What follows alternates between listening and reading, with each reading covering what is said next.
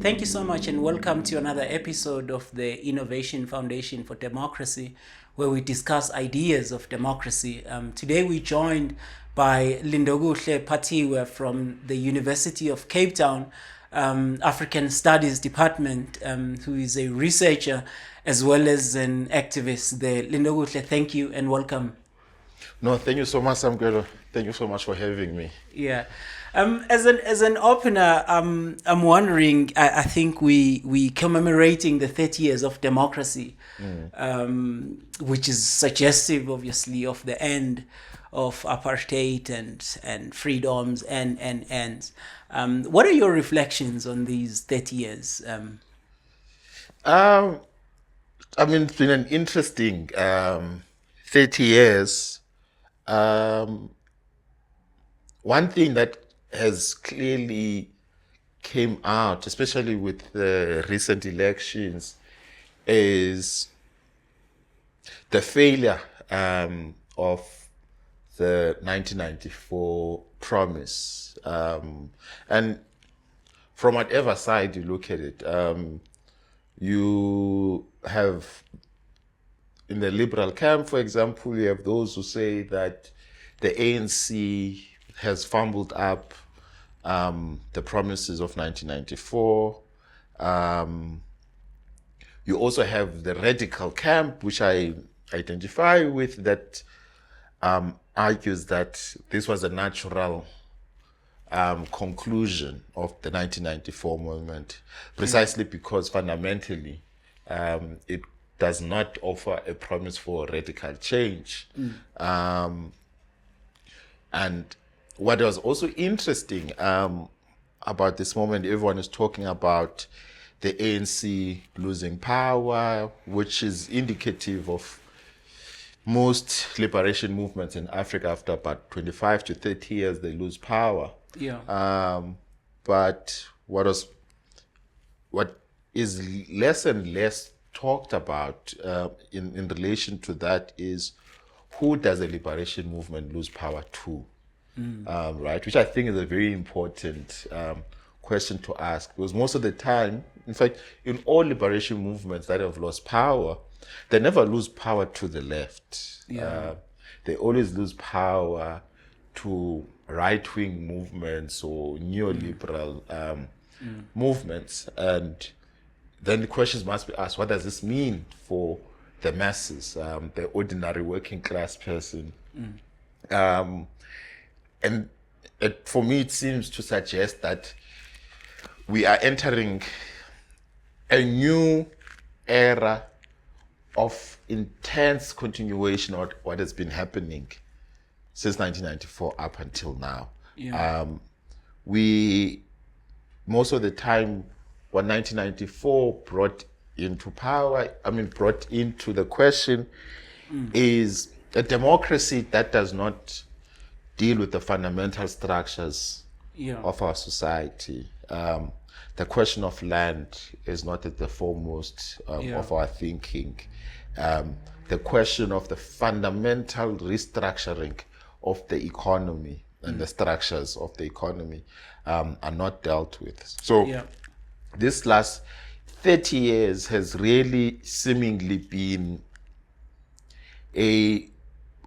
what, for example, Andile calls a ruling party that is not the ruling class. It has been 30 years of democracy, of black so-called elite running the country on behalf of big white capital in the main.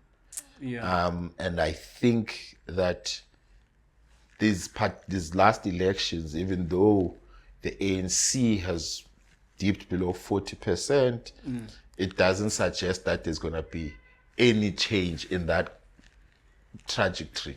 It's just that now it has a partner, it has a co-pilot in its administration, but still on behalf of the same economic class that has been benefiting for the last 30 years. Yeah. I'm going to get to the question of the ruling class as well as democracy and land just now. But I want to go back to the liberation, which you bring on real quick, because the liberation is based on a utopia of freedom, a rupture, a fundamental departure towards something. And in most cases, it's democracy that is usually imagined as something to move towards. And here you're talking about failure, but I'm wondering if the kind of failure of the liberation struggle that you're talking about is really still based on those utopian ideas of thinking that the liberation was going to bring a rupture when it was impossible. I mean, look, I do think that it's impossible within particular coordinates of thinking, right? One of the interesting things about South Africa, and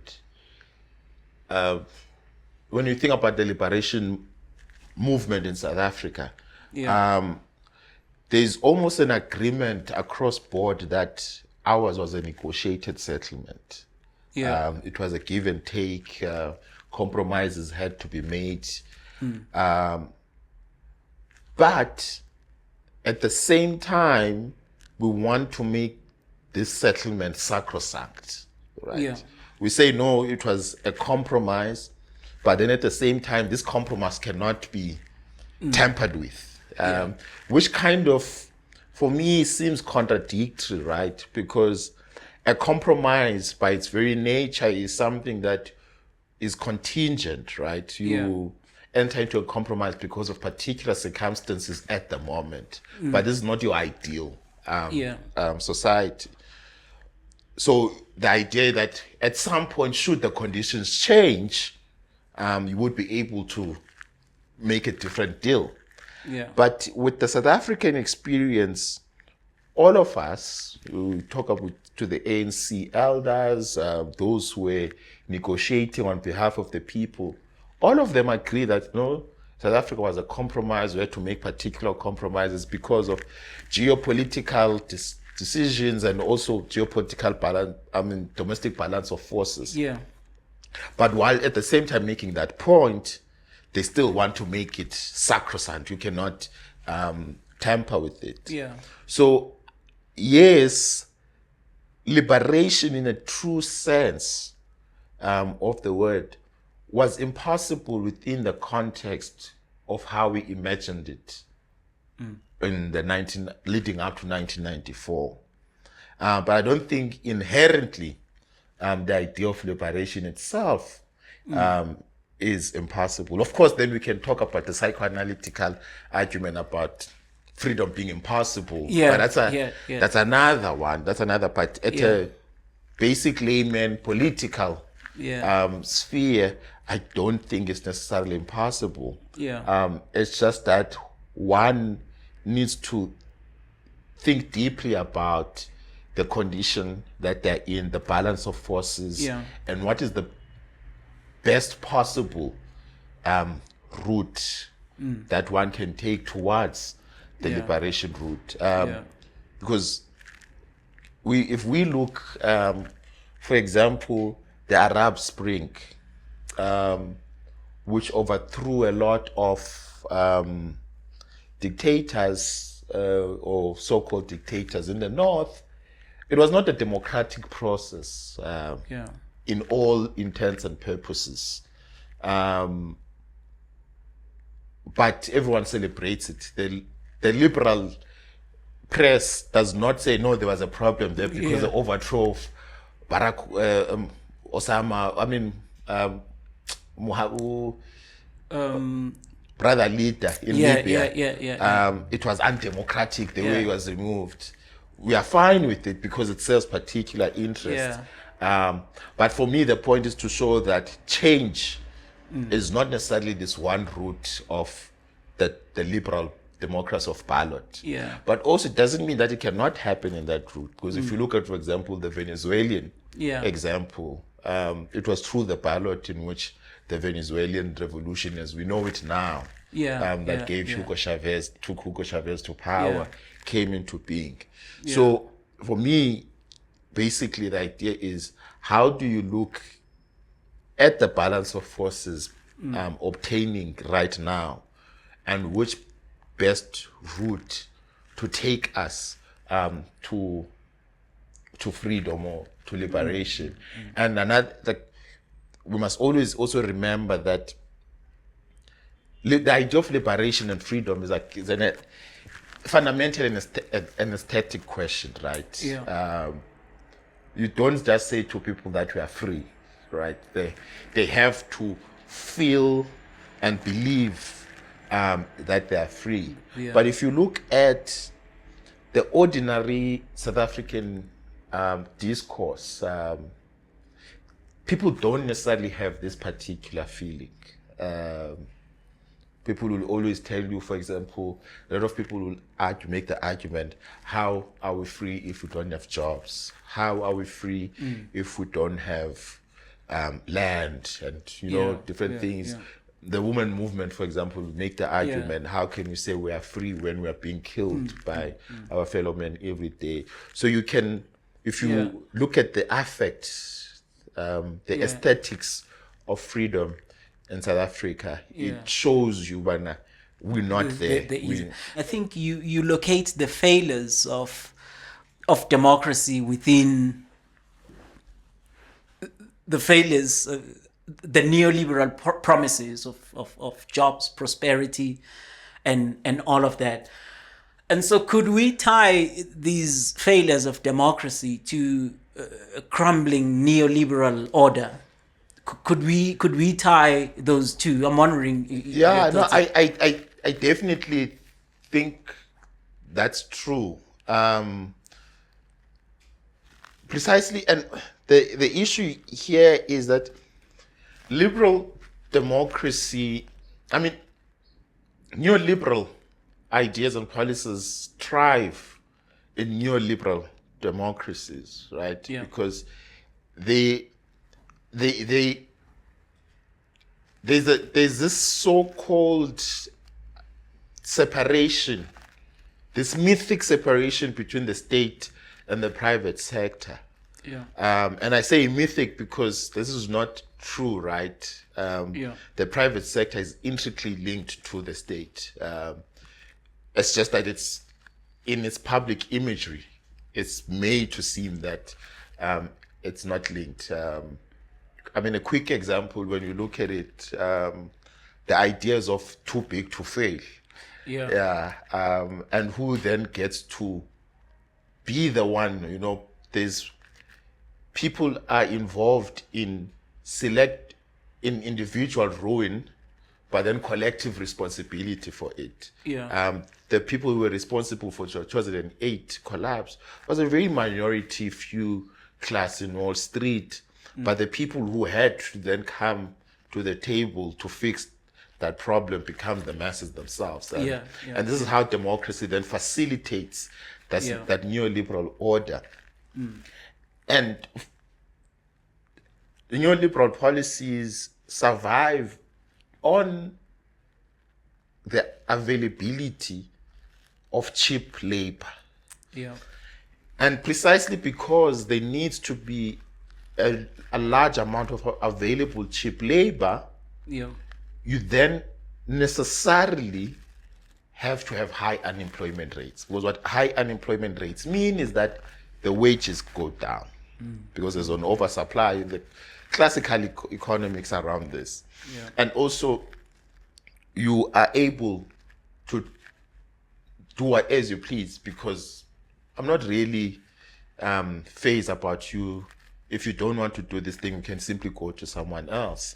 And in South Africa, it takes a particular sinister manner in that those who are in control of the economy are in control of the economy in South Africa precisely because of the colonial bounty that was given to them.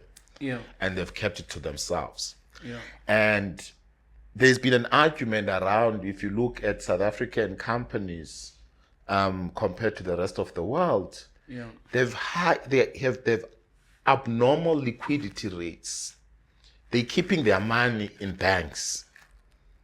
No one is reinvesting in what they call the so-called real economy. Yeah. In simple terms, what the real economy means is that if you have a spaza shop, you earn money, you make a profit. For the economy to grow, you go and build another spaza shop. Building another spaza shop, you will need a builder. You will need to go and buy cement and all of these things. You will need new staff that is going to man that new spaza shop. So you are actively involved in creation of employment. But what is happening in South Africa is that you build one spaza shop, you make a profit, you go and keep it in a bank. You continue to make that. Every time you make a profit, you go and keep it in a bank. And some have argued that this is because no one is convinced, especially in the ruling elite, they have not yet been convinced about this transition that we as the rest of society must be forced to be convinced about. Yeah. We are told that no, 1994 brought change, it brought freedom, it brought all of these things. Therefore, we must embrace it and take it as our own. But the ruling class isn't really forced to do that. And the idea is that South Africa, at the end of the day, is yet another African country. Yeah. So should an MK Zuma, what they call a doomsday coalition, comes into play, you can quickly fly out and take all of your money elsewhere. Whereas you can't do that if you use the profit to build a whole building. You can't live with the whole building. Yeah. So this is in one of the ways in which the neoliberal order operates within the South African context now. The deliberately investing by the investment boycott. The other side of it is that it's a deliberate investment in the continued unemployment of our people, in the continued poverty of our people. And you have people who, in this sea of poverty, who have no problem saying that the minimum wage, for example, is not a good thing because it hinders employment rates and everything, as if people are being employed now in any case. Yeah. From what I'm hearing, is that democracy is a compromise. In the case of South Africa, where you have a social structure, an inherent social structure that is extractive, that is settler colonial, that is capitalist, democracy was a compromise. I'm wondering what could have been an alternative. I mean, you're hearing people talking of a revolution. What would a revolution look like? And what would be its impact on democracy and ideas of democracy? Would it be a regression, or would it take us to the alternatives that we are trying to imagine? Because I think this disjuncture of feeling hopeless and feeling like the failures of democracy, it brings that thinking around alternatives. And so what would these alternatives be? Every revolutionary act is contingent to time and space. Because what do you mean by revolution? I don't think that this is a very simple term, right? I mean, we're saying earlier on that the Arab Spring, some may say it's a revolution. It was not in any way in this kind of democracy that we know. The Bolivarian Revolution in Venezuela is said to have been a revolution which is very much steeped within the idea of democracy as we know it now. So, for me, is a revolution, I cannot prescribe how it looks like, but I can think about what the post should look like. It should be a society that is clearly invested in anti-racist discourse. A country that is invested deeply to be against neoliberal capitalist global order. And within the South African context, a country that firmly acknowledges the original sin in this country, which is land dispossession. So those, for me, would be the markers of what the new order after that revolution takes place, in whatever way that it takes place, whether it's through elections or it's through a coup or people fighting on the streets and a real so-called people's war. So in whatever articulation the revolution articulates itself, for me, I'm much more interested in the post, the day after. How are we envisioning society differently from the current one? Because currently, if you look, for example, the recent elections, the heavy investment of capital within particular political parties that are pushing a particular ideological agenda was very shocking, and it's hidden under the idea that no, supporting democracy. But I mean, if you're supporting democracy, then why not invest in all political parties? If you look at the IEC report, it's shocking. The amount of private donations that go to individual parties compared to donations that go to the multi-party fund, it's day and night. You know, I think the last time I checked, the multi-party fund only had about 18 to 20 million, while over 100 and something million was donated to individual political parties. So one cannot say that this is an investment in democracy. Because if it was an investment in democracy, the stats would be the other way around. There will be more money in the multi-party fund than there is money to individual political parties. So it's not an investment in democracy, but it's an investment in particular ideas. And what has happened, part of what the decline of the ANC has done is that capital has realized, and capital and the white settler class has realized that they cannot hedge their eggs in the ANC basket only. But at the same time, they still do want to keep their interest, but they don't trust the ANC as the only one that can do their interest. Because another thing, whether you like Zuma or not, whatever side of the Zuma debate you are in, one thing Zuma did do is that he scared the hell out of capital. The thinking now is, at any time, another Zuma can emerge in the ANC. So we can't invest all our basket in the ANC. What let's rather do is, let's create a lot of mini organizations that are going to fragment the vote as much as possible, but we know that at the end they're going to be able to work together. To come together. And then they govern in our own interest. And this is part of the problem, that the particular articulation of the South African democracy has. So there is no hope for the downtrodden. It doesn't care about a Thabo in Khayelitsha or a Vusi in Gugulethu. They are not part of the thinking about how this country is going to be. And for us to think about an alternative, we then need to shift the center of our thinking. Who becomes at the center of who we think about? Is it the markets? And you can even post the elections. A lot of the debate was about what are the markets saying. It was not about what are the people saying. It was not about how is the so-called GNU or another articulation of a coalition, whether it was a coalition, the EFF or the MK. All of those debates around which side must the ANC go in the public discourse were not about what are the people saying. It was about what are the markets saying.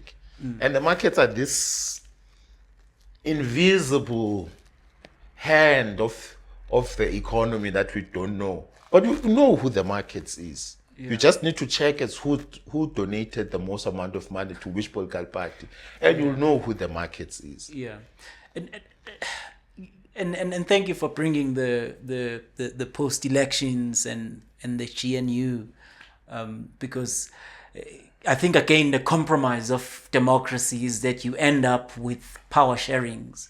You end up with a government of national unities. You end up with these winners where they call the outright winner. But in the case of South Africa, 30 years into democracy, there's a new class, there's a new ruling class that has just emerged out of these elections. It's diverse from what it looks like. It's a number of parties. I'm wondering if you can talk to that. What does it say into the reconfiguration of democracy in this part of Africa? Look, I think the idea that the fact that the ANC has dipped below 50% opens up a lot of thinking around what the future of South Africa can look like, and whichever camp that you are in. But my problem is with having a multi-dimensional ruling elite is that eventually, inevitably, you are all going to end up at the center, which brings us back to this neoliberal. Because if you are in a room with the right-wing DA, FF plus, and then on the other side, you have, if for a lack of a better example now, the ANC who consider themselves part of the center left. Because you are working together, you have to find compromises. And the left and the right, for them to compromise, where are they going to compromise? They're going to meet at the center. Yeah. Who wins at the end of the day? The same neoliberal interests that have been ruling us for the past 30 years. For me, I think for this moment to offer us something different, the ANC or any other organization that has the most votes should take a clear ideological position which side they are going. It's either you are going with the DA in the right and the FFF and FF plus, and then you are clear in the particular direction that you are taking, or you go the left route, and then it's quite clear what you are doing.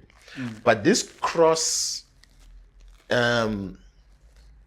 lines, these cross-political lines, alliances it's precisely because of the necessary conditions of compromise in such an arrangement. You are going to end up in the center. Yeah.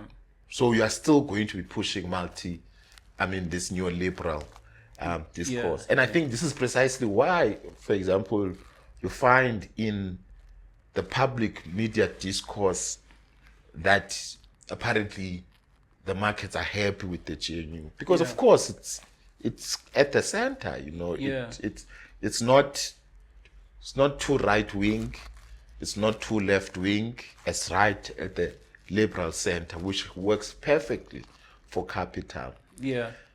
And again, speaking into this idea of democracy failing to offer some kind of redress or rupture from the past, or deliver these promises. I don't know, looking at the case of South Africa, what are the futures? Are we ever going to, address the reparative questions, for instance? Are we ever going to address the questions of land that you raise? Are we ever going to enter a post-race society? What are your thoughts? Looking at the stage where democracy is now here in South Africa. I mean, as much as I might seem pessimistic, I do think, though, that the moment does offer us some interesting articulations that can take place, or we can choose from, for lack of a better word. I do think there are promises for a radical rupture, but this will all depend in the political elite being pushed by the mass itself, taking particular choices, particular very specific political choices in how to re-articulate society. For example, a coalition government between the ANC and some of the left parties, whether it's MK or EFF or whatever you can think of, offers us a different articulation of how South Africa can look like. The current framework that we're in also offers a different articulation of how it can look like. So this new era, I think we're entering a phase of uncertainty. And I like uncertainty because it means that almost everything is permissible, almost everything is possible. It's just that it will need particular choices and very strategic decisions that are made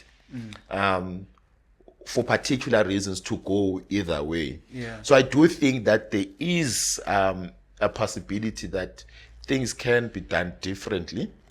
And I also fundamentally, I don't think anyone who wants to radically change this country or the society can do so without speaking on the question of the land. It's fundamental in our struggle. South Africa is, I argue, that is an unethical question. It's built on this unethical land tenure patterns in the country. Those who have land have control of the means of production.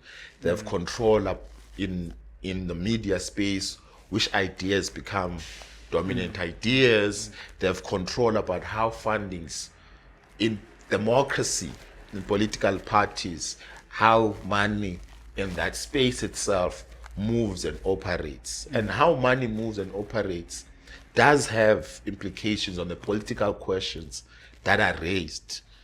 Because political questions that are raised is either two ways: either they follow the money or they follow the masses. So once we need any radical change, must think about the land question.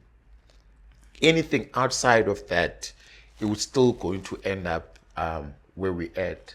I think about a post-race society, I don't think one is able to talk about a post-race country in this global situation that we're in. You know that old Trotsky and Lenin debate between whether you can have socialism in one country, you need for socialism to thrive, you need socialism all over the place.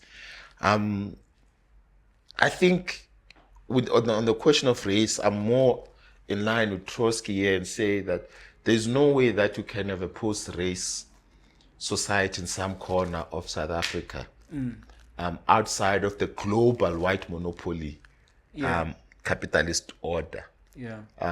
But I mean, we can make suggestions towards that kind of society. But for that kind of society to succeed, it needs a complete reordering of the global order now, not only South Africa itself. But definitely we should posture towards that kind of a society. And just as a way of reflecting on our way out here, I like how you bring race here and tying it to these ideas we're trying to flesh out on democracy. But this idea of continuation suggests that this democracy with a ruling class that is very black has still relied very much on ideas of race and racism that are very much from apartheid and colonialism. And so the question that one, and of course, Abahlali baseMjondolo raises the idea of the black Boers, these black industrialists who have acted the same way that the Boers did. Are black people capable of being racists? In a nutshell, no. Are black people capable of acting in anti-black ways? Yes. But I will not be quick to jump and say that is racism. And I think we really need to study colonialism in its totality and as a situation in itself, right? The current ruling political elite is a product of colonialism. And the ideas in which they espouse, whether they were in the liberation movement or not, are still deeply entrenched in these colonial ideas. I think, for example, Thabo Mbeki's 2004 Nelson Mandela lecture is quite instructive here, where he signs a siren, a warning bell against this growing new black middle class that has imbibed apartheid and colonial ideas about success being linked to money so much that in the post-1994 moment, we have not really been able to make a rupture with that. So we're still continuing in this idea that success equals money, and black people who want to be seen to be successful want to be seen to have money. Now, the problem then becomes in a post-colonial situation is that if you have this idea that success is linked to money or wealth, everyone is going to want to attain wealth so that they can be seen as successful. But black people don't have access to the means of production which give wealth, right? Yeah. They can't be involved in basic primary accumulation and then use that money to make more capital and all of that thing. Their only way for money is through the state. And this obviously is going to breed, it breeds corruption at the basic level. So yes, black people and the black political elite is very much anti-black. One does not need to be a rocket science to think about this. You just read the stats. For example, if you look at state-owned enterprises that benefit our people, the way that they've been collapsed. And for example, the ANC always makes this argument that, look, most of these SOEs prior to 1994, they were only meant to service a small group of people. When 1994 came, we brought all of the black people that were excluded into the space, so now they are collapsing. So the same, for example, argument was used around ESCOM, that when more and more black people were being electrified, getting electricity, it meant then a strain on the grid was never designed for that in the first place. But if you look at the railway system, for example, the railway system in South Africa fundamentally was built to service black people so that they can service capital.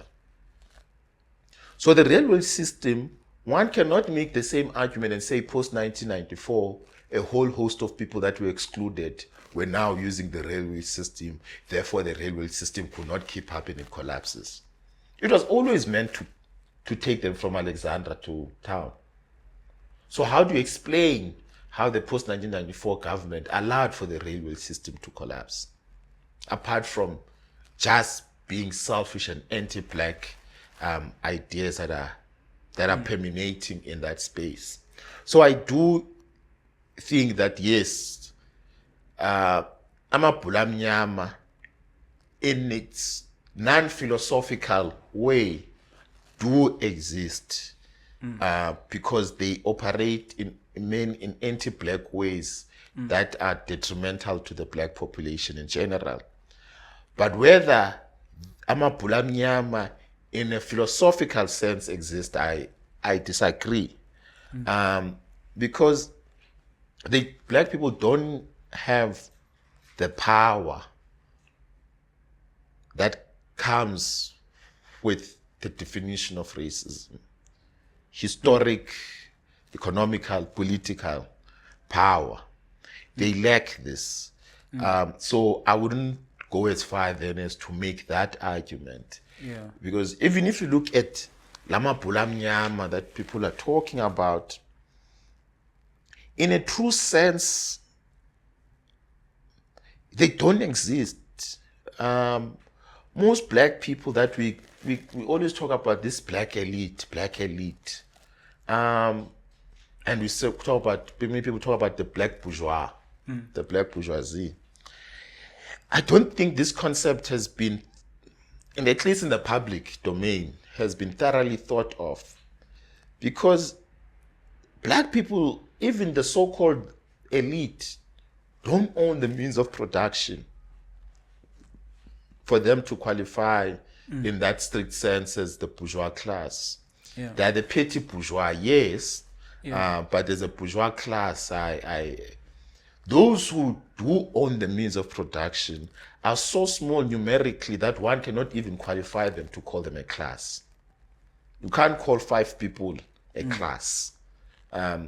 So for me, I think that in itself, once we take it deeper, we do need to theorize it properly and say what's happening here. Because most of the so-called black bourgeoisie that people, when people talk about the term, think about, it's your BE class, the wealth that was created through BE. And all of these people have money through 1% share there, 1% share there, 1% share there. They're not really in control of the means of production. They have shares in the means of production, but they don't really control the means of production. Yeah. Probably one might say with the exception of Patrice Motsepe. But you can't say one man or 2 people are a class, right? So yeah, that's my one. Yeah, thank you so much for these provocations, and thank you so much for joining. Remember to like, to share, and to subscribe. Thank you.